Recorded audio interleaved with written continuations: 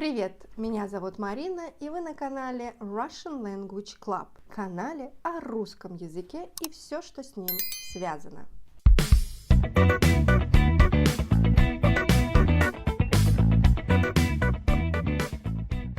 В этом видео мы рассмотрим предлоги, которые мы используем в родительном падеже или с родительным падежом. И это могут быть разные предлоги. Предлоги времени, предлоги причины, предлоги условия и так далее. Ну что, начинаем. Итак, первый предлог – предлог без. Во-первых, это предлог времени. Мы используем этот предлог, когда говорим время. Например, сейчас без 10:12. Это значит, что сейчас 11 часов 50 минут. Без 10:12.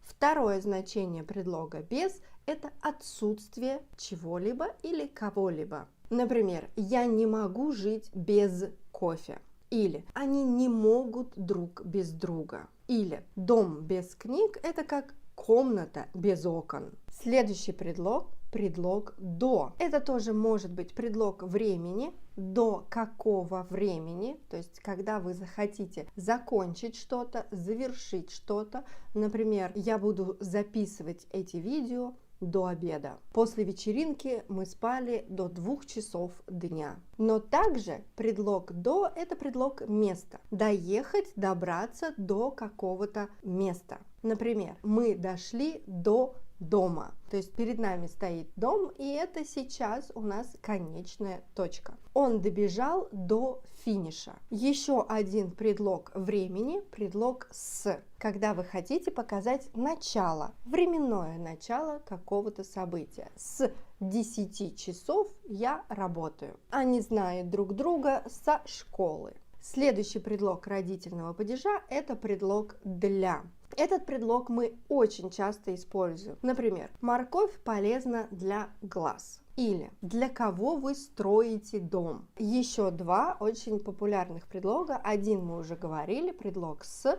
Второй предлог из. Это предлоги времени. Например, мы приехали из России. Или мы пришли с улицы. Это предлоги места. У предлога из есть еще дополнительные значения. Например, конструкции из благодарности, из сочувствия, из вежливости, из гордости, из интереса, из осторожности и так далее.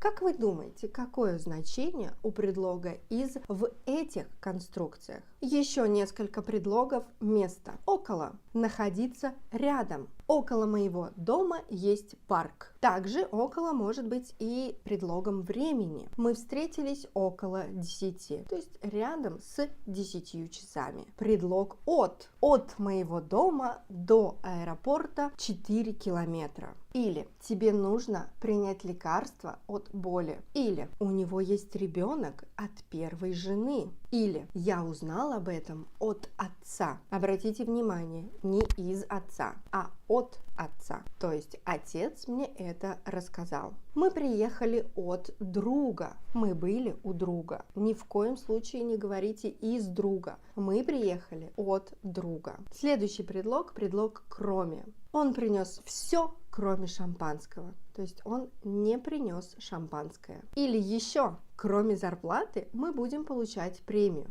А здесь уже мы будем получать и зарплату, и премию. Предлог мимо. Друзья проехали мимо музея. Они не останавливались, не заходили в музей. Мимо музея. Есть еще предлог посреди. Они остановились посреди дороги, то есть в центре. Предлог ради. Ради кого, ради чего вы это делаете. Не работайте только ради денег. Работайте ради удовольствия, ради интереса, ради новых впечатлений. Предлог среди, внутри. Я проснулся среди ночи от шума. То есть проснулась во время ночи, когда была ночь. Против. Например, я не советую плыть против течения. Течение идет так, а вы плывете против. Никто из них во-вторых, не был против моего присутствия. Очень интересный предлог из-за. Во-первых, это предлог причины, но всегда какая-то негативная причина. Концерта не будет из-за болезни музыканта. Еще предлог из-за – это составной предлог, и он обозначает место. Мы объелись, что не могли встать